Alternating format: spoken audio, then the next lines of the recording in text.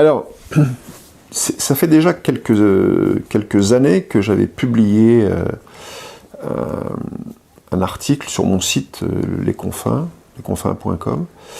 Et voilà, j'avais pas trop fouillé le sujet. Ces documents m'avaient toujours beaucoup intrigué.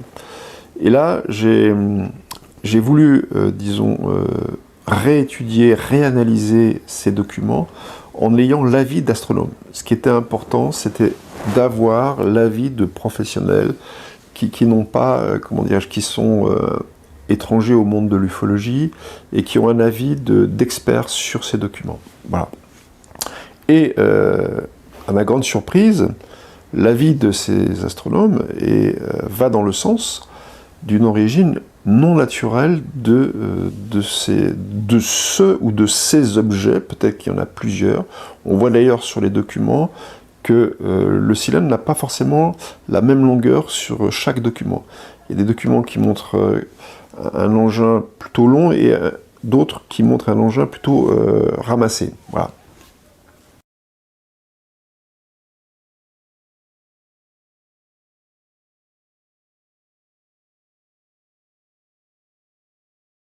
Les images dont on parle sont des images qui ont été faites par la célèbre mission, hein. C'était vraiment une mission extrêmement importante, une mission internationale, avec la coopération des Européens. C'est la mission Cassini-Huygens, donc qui comportait deux parties. Il y avait une partie, il y avait un atterrisseur, Huygens, qui avait été fait par les Européens, et la mission de Huygens, c'était d'atterrir sur le satellite de Saturne Titan.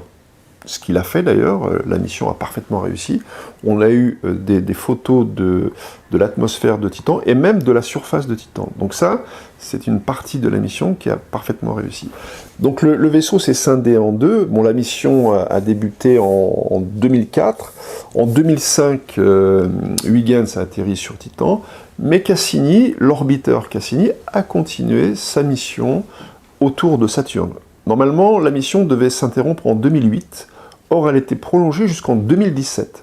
Et pendant toute cette période, Cassini, l'orbiteur Cassini, a photographié les satellites de Saturne et les anneaux de Saturne. Et c'est justement en prenant des photos des anneaux de Saturne qu'il a... alors, on subodorait qu'il y avait dans la division de Killer un satellite berger. On ne l'avait pas vu, le télescope spatial Hubble ne l'avait pas vu, on ne l'avait pas vu de la Terre non plus, mais Cassini a permis de mettre en évidence l'existence d'un satellite berger. On l'a vu, c'est Daphnis. Mais les documents ont montré Daphnis, mais ils ont aussi montré autre chose. Et c'est là que débute le mystère des anneaux de Saturne. Alors, ces photos, ce sont des photos qui ont été prises par des caméras. Il y a deux caméras, enfin il y avait, puisque la sonde Cassini a échoué sur la planète Saturne, il y avait deux caméras haute résolution avec des capteurs CCD. Chaque capteur avait 1 million de pixels. Alors c'est pas énorme, hein. Maintenant avec les téléphones portables, on a plusieurs millions de pixels, mais bon, pour un vaisseau spatial, donc prenant des photos quand même de Saturne, c'était déjà des caméras assez perfectionnées. Et donc elles étaient embarquées à bord de la sonde Cassini, et elles ont pris ces photos de façon automatique, hein. Il y a des programmes, donc il y a des commandes, et on demande à la sonde de photographier les satellites de Saturne, les anneaux intérieurs de Saturne, les anneaux extérieurs, etc. Donc tout ça se fait de façon quasiment automatique. Donc il y a des dizaines, des centaines de clichés qui sont pris. Et nous, sur le site de la NASA, on n'en a que 3. Et moi, je pense que la NASA, alors je ne sais pas ce qui s'est passé, comment se fait-il que la NASA ait laissé passer ces 3 clichés parmi des dizaines et des centaines d'autres, qui montrent quelque chose de tout à fait anormal, hein, et qui n'a pas d'explication naturelle. J'ai pas la réponse. En tout cas, je suppose que la NASA dispose de beaucoup d'autres documents concernant ce cylindre dans les anneaux de Saturne.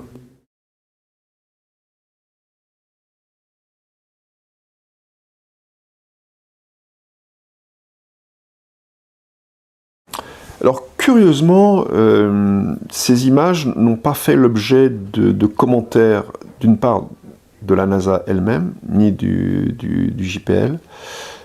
Il n'y a pas de commentaires non plus de la part des astronomes professionnels. Il y a eu un article qui a été publié en 2008 dans la revue L'Astronomie, qui est la revue officielle de la Société astronomique de France. Donc c'est un planétologue qui a écrit un article sur les documents pris par la NASA. J'ai essayé de retrouver la revue. Bon, c'est une revue qui est difficile à trouver. Je vais faire des recherches pour essayer de retrouver l'article. Et l'article titrait un vaisseau dans les anneaux de Saturne, point d'interrogation. Donc voilà, ça a quand même suscité une réaction, mais après, plus rien. C'est-à-dire que, bon, plus de commentaires d'astronomes, cette affaire a été complètement oubliée. Alors, il y a quelques sites internet qui parlent de ces documents photographiques. Il y a aussi un forum qui aborde le sujet avec des commentaires assez intéressants et des hypothèses.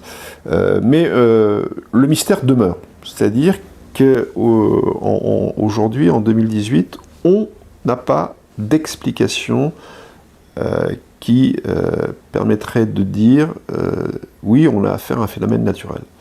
Moi, si j'étais astronome professionnel, c'est un sujet qui me passionnerait. J'essaierais de comprendre pourquoi est-ce qu'on voit ça dans les anneaux de Saturne.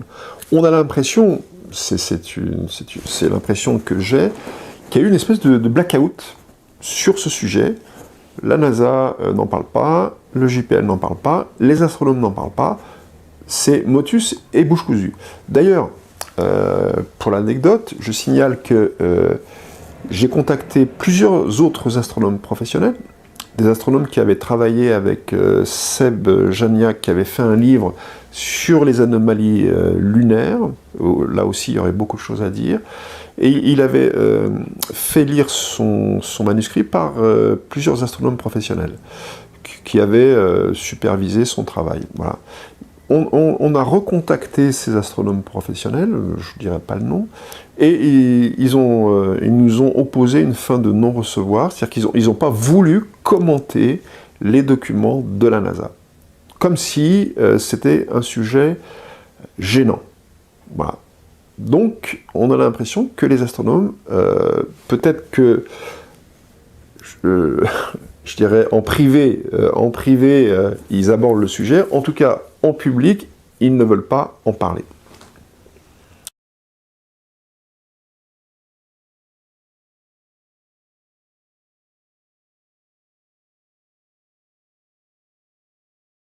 Alors en fait, il y a trois grands arguments. Le premier argument, c'est le fait que dans les anneaux de Saturne, il y a deux satellites bergers, Daphnis et Pan. Pan est plus gros que Daphnis et plus près de Saturne.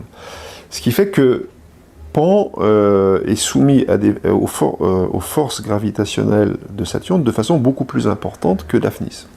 Or, il se trouve que Pan a toujours gardé la même forme. Il ne s'est pas désagrégé, il ne s'est pas délité, il ne s'est pas transformé en poussière.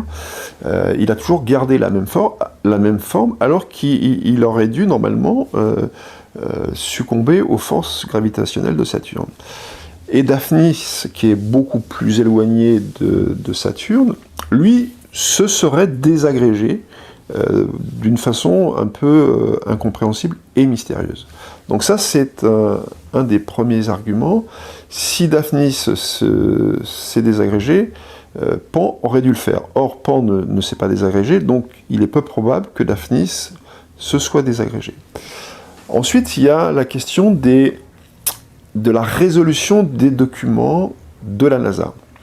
Le dernier document de la NASA concernant Daphnis en 2017 est un document donc d'une très grande précision. C'est les meilleurs documents photographiques qu'on ait de Daphnis, ces dernières photos prises par la sonde Cassini.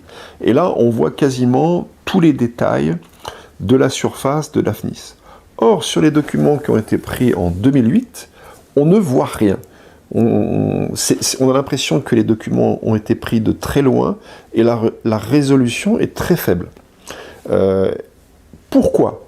S'il y a eu une anomalie, on aurait dû avoir aussi des photos de très bonne qualité, de la même qualité que celles qui ont été prises en 2017. Or, on voit bien un objet cylindrique, on voit bien un objet aux formes régulières, mais la résolution n'est pas là. Je pense que c'est intentionnel. Peut-être que la NASA a des documents avec une résolution beaucoup plus précise, mais ils n'ont pas été publiés sur le site de la NASA.